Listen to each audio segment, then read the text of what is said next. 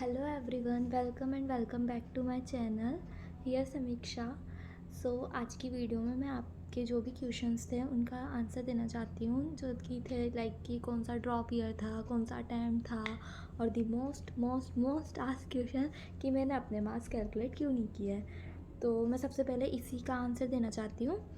तो मैं स्टार्ट करती हूँ। तो मैंने जो अपना फर्स्ट अटैम्प्ट था उसमें कोई प्रिपरेशन नहीं की थी।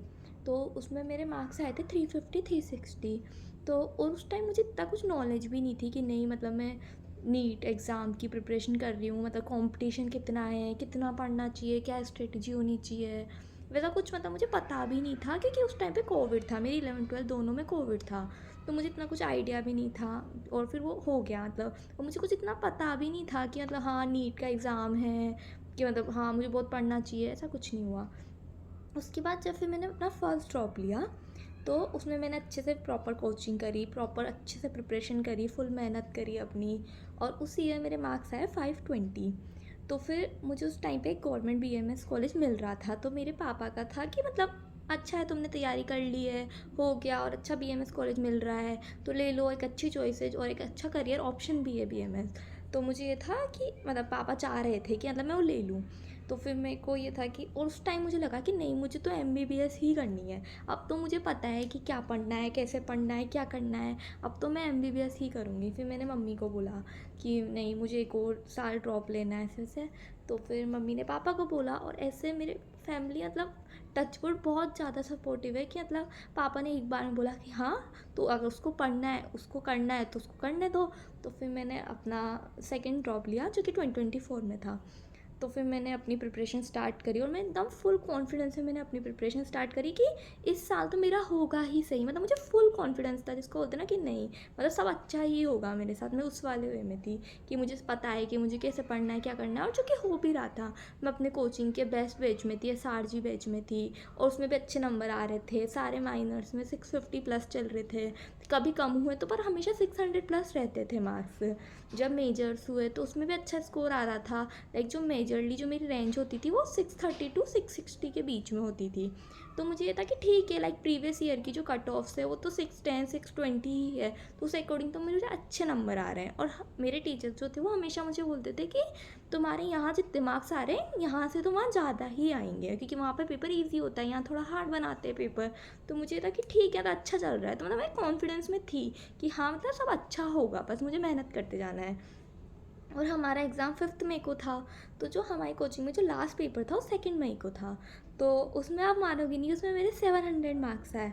और मैं इतनी खुश थी कि वाओ, मतलब मैं बस भगवान को इतना बोल रही थी कि भगवान बस आज जैसा आपने मतलब मेरा साथ दिया ना, वैसे ही 5th को भी दे देना, और मतलब मेरा बस इतना ही अच्छा पेपर जाए। मतलब मैं एक कॉन्फिडेंस में थी कि हाँ अच्छा ही होगा सब कुछ। और पेपर देने गई तो और पेपर भी इजी आया, लाइक अच्छा लगा मुझे। मतलब मैं जब पेपर देखती तो मुझे एक कॉन्फिडेंस आ रहा था कि हाँ मतलब मेरे अच्छे मार्क्स आएंगे। मतलब मैं बहुत खुश थी। मतलब मुझे ऐसा रहा था कि भाई मतलब ये पेपर तो बहुत इजी आ गया, इतना तो मैंने एक्सपेक्ट नहीं किया था। ऐसे ऐसे मतलब मैं अपने दिमाग में सब सोच रही थी पेपर देते हुए। पेपर हुआ, मैं आई घर, मैंने मार्क्स कैलकुलेट करे, तो मेरे मार्क्स आए 640। तो फिर मुझे था कि मतलब उस दिन तो मुझे बहुत बुरा लगा कि मेरे इतने कम क्यों आए, ऐसे वैसे। मतलब 2 3 दिन तक मैं रोई भी सही कि मतलब बहुत कम आए। बट फिर एट द एंड मुझे ये चीज़ रियलाइज हुई कि एटलीस्ट मुझे कॉलेज तो मिलेगा। मतलब इतने बुरे मार्क्स नहीं है कि मुझे कॉलेज नहीं मिलेगा, मुझे एमबीबीएस तो करने को मिलेगा।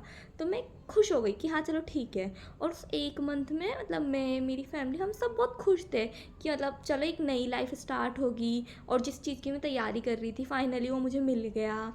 और लाइक मेरी जो फैमिली जो है, पापा साइड वाली जो फैमिली है, उसमें कोई भी डॉक्टर नहीं है, मतलब इस बैकग्राउंड से कोई नहीं आता है। तो मतलब मैं फैमिली की फर्स्ट डॉक्टर होती, तो मतलब मेरे को बहुत ज़्यादा मतलब एक होता ना, खुश थे हम सब बहुत ज़्यादा।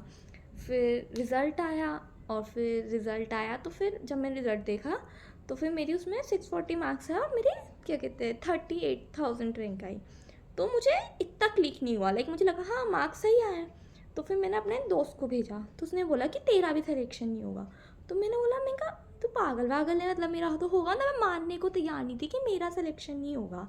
तो मेरे को ऐसा था कि नहीं ऐसा हो ही नहीं सकता। बट फिर मैंने जब देखा, सब सुना, तो फिर तो मतलब सबसे बुरा जो फेस हो सकता है लाइफ का वो वही था मेरी। मतलब मुझे ऐसा लगा कि सब खराब हो गया, अब तो अब कुछ नहीं है, अब लाइफ में आगे कुछ है ही नहीं, भगवान मेरे साथ ही बुरा करते हैं। और बस मैं यही सोचती रहती थी मेरी किस्मत कितनी ख़राब है। और फिर उसके वजह फिर वो कोर्ट की हियरिंग सुनती रहती थी। फिर मुझे लगता था किसी दिन तो कि हाँ हाँ अब रीनीट होगा, फिर किसी दिन लगता था नहीं अब नहीं होगा, फिर लगता था होगा। तो अब वही चलता रहा, वही लूप पे चलता रहता था। हर दिन वही उठना, वापस से सुनना और वापस से, मतलब इतना बुरा टाइम था वो कि मैं बता नहीं सकती। उसके बाद फिर अगस्त सितंबर तक यही चलता रहा। फिर मिड अगस्त में मैंने मतलब डिसाइड किया कि मतलब अब करना क्या है। तो मेरे पापा का ये था कि मतलब मैं वापस से ड्रॉप लूँ, पर मुझे ये था कि मुझसे पता नहीं होगा। मतलब मैं बहुत ज़्यादा उसमें हो चुकी थी कि मतलब भगवान ने मेरा साथ नहीं दिया ऐसे वैसे। तो फिर मेरे पापा को था कि नहीं तेरा इस साल गलत हुआ है, अब तेरा सब अच्छा होगा तो दे एग्ज़ाम।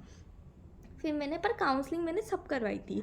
मैंने एमबीबीएस के लास्ट राउंड तक काउंसलिंग करी। मुझे मुझे होप थी कि कहीं का तो मिल जाएगा मुझे कॉलेज, साउथ का मिल जाए, कहीं दूर का मिल जाए, किसी भी कोने में मिल जाए, बस मिल जाए मुझे एक सीट।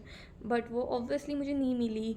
फिर मैंने सेप्टेम्बर से अपनी प्रिपरेशन अच्छे से स्टार्ट करी, लाइक कि हाँ अब मुझे अच्छे से करना है। बट इस बार मुझे एक चीज़ अपने माइंड में प्रॉपरली क्लियर थी कि चाहे कुछ भी हो, कि मतलब मेरे को मतलब कितने भी मार्क्स आए, मुझे बस उस चीज़ को लेके बहुत ज़्यादा परेशान नहीं होना जैसे मैं इस पिछले साल हुई थी।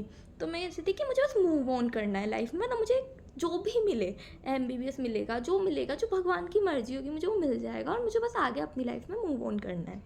मैंने अच्छे से प्रिपरेशन दी, पूरे साल मैंने मॉक पेपर दिए, जो कोचिंग में जो टेस्ट होते थे उसमें एक अच्छा स्कोर लेके आई, मेजर्स में अच्छा स्कोर लेके आ रही थी, सब कुछ अच्छा चल रहा था।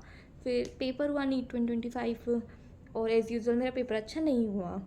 तो मुझे मतलब मुझे बुरा लगा, बट मतलब मुझे इससे ज़्यादा बुरा पिछले साल लगा था जब मतलब मेरा नहीं हुआ था। तो फिर मुझे था मतलब इस साल मुझे ये था कि मुझे ज़्यादा सोचना ही नहीं है कि अगर मेरा पेपर हो गया। क्योंकि मुझे पता था, मुझे एक चीज़ बहुत 100% क्लियर थी कि मेरे यहाँ कितने मार्क्स आ रहे हैं, कोचिंग में कितने मार्क्स आ रहे हैं, नीट में कितने मार्क्स आएंगे, इससे कोई फ़र्क नहीं पड़ता। पड़ेगा सिर्फ एक चीज़ से फ़र्क, वो है रैंक। तो वो तो रिज़ल्ट वाले दिन ही हमें पता लगेगी, किसी के कहने से कि हाँ एक्सपेक्टेड रैंक इतनी है इतनी है, कुछ नहीं होता। क्योंकि लास्ट ईयर सब मैक्स से मैक्स 630 बोल रहे थे, 635 बोल रहे थे। तो मुझे पता था कि किसी के बोलने से किसी से कुछ नहीं होता। वो रिज़ल्ट ही बताएगा, वो एनटीए ही बताएगा हमें कि हमारा सिलेक्शन होगा या नहीं होगा। तो इसलिए मैंने अपने मार्क्स कैलकुलेट नहीं करे। बट क्योंकि मुझे पता है अगर मैंने मार्क्स कैलकुलेट किए, जो कि मैंने किए भी थे फिज़िक्स के, और उसमें मेरे गलत हुए, और अगर मैं पूरे मार्क्स कैलकुलेट करूँगी, अगर वो अच्छे आ गए, आई होप जो कि आ जाए, तो अगर वो अच्छे आ गए तो मुझे रहेगा कि तो मैं खुश हो जाऊँगी। और फिर मुझे डर है कि एक तो फिर रिज़ल्ट ख़राब आ जाए, और अगर मेरे मार्क्स अच्छे नहीं आए तो मुझे वापस उस फीलिंग में नहीं रहना है। इसलिए मैं चाहती हूँ कि मैं डायरेक्ट रिज़ल्ट देखूँ, मेरे को रैंक दिखे, मेरे को उसी टाइम क्लियर हो जाए कि हाँ अब आगे क्या करना है। जो भी उस रैंक से जो कॉलेज मिल रहा होगा, जिसमें भी मिल रहा होगा, मुझे बस वो करना है, अपनी लाइफ में आगे मूव ऑन होना है। क्योंकि लाइफ में तुम एक चीज़ पे नहीं रुक सकते हो। और मैंने अपना बेस्ट ट्राई कर लिया है, जितना मैं अपना बेस्ट दे सकती थी वो सब मैंने दिया है इस एग्ज़ाम के लिए। तो इसलिए मैं अपने मार्क्स कैलकुलेट नहीं कर रही हूँ। एंड मैं करूँगी, मतलब मैंने सोचा है कि मैं करूँगी जब एनटीए की फ़ाइनल आंसर की ओएमआर आएगी, मैं कब तब करूँगी। और अगर आप लोग बोलोगे तो मैं आप लोगों के साथ शेयर भी करूँगी उसको। और मैं आप लोगों को बस एक बात बोलना चाहती हूँ कि लिटरली अगर आपके मार्क्स जितने भी आ रहे हैं ना, 400, 500, 520, 450, तो प्लीज़ आप लोग स्ट्रेस मत लो। क्योंकि मार्क्स से कुछ फ़र्क नहीं पड़ता, और किसी को नहीं पता कितनी कट ऑफ जाने वाली है। अगर कोई बोल रहा है ना मेरे 580 आ रहे हैं मैं श्योर हूँ, मैं 590 आ रहे हैं मैं श्योर हूँ, 610, भाई नहीं पता एनटीए क्या कर देगा। तो अगर आप लोगों के 400 आ रहे हैं, आपको लग रहा है नहीं नहीं अब कुछ नहीं होगा, भाई कुछ नहीं पता, कुछ भी हो सकता है। क्योंकि पेपर टफ था, पेपर सबके लिए टफ था, ये तो हमें हम सबको पता है। कोई बोल दे कि नहीं मेरे लिए पेपर टफ नहीं था, मेरे को तो बहुत ईजिली, भाई वो फिर पता नहीं कहाँ से ही आया है, उसका नहीं पता मुझे। बट पेपर टफ था, तो मैं आपको बोल रही हूँ कि सबके साथ अच्छा होगा, मतलब कुछ बुरा हो ही नहीं सकता। क्योंकि ये तो एक लाइफ की बहुत छोटी सी चीज़ है। तो मैं आप लोगों को यही बोलूँगी, आप लोग भी न्यूट्रल रहो, खुश रहो, इस टाइम को थोड़ा मतलब अच्छे से स्पेंड करो। क्योंकि ये टाइम कभी वापस नहीं आएगा। जो भी डिसीज़न लेना है वो अच्छे से सोच समझ के लो, एकदम उसमें मत लो लाइक अपने कि नहीं मतलब नहीं हुआ अब तो मैं ये छोड़ दूँगा, ये फील्ड छोड़ दूँगा, या फिर ऐसा कर लूँगा, उससे कुछ नहीं होगा। थोड़ा अपने माइंड को कूल करो कि नहीं मतलब अच्छे से डिसाइड करो, तो सब अच्छा होगा। Okay, so thank you, bye.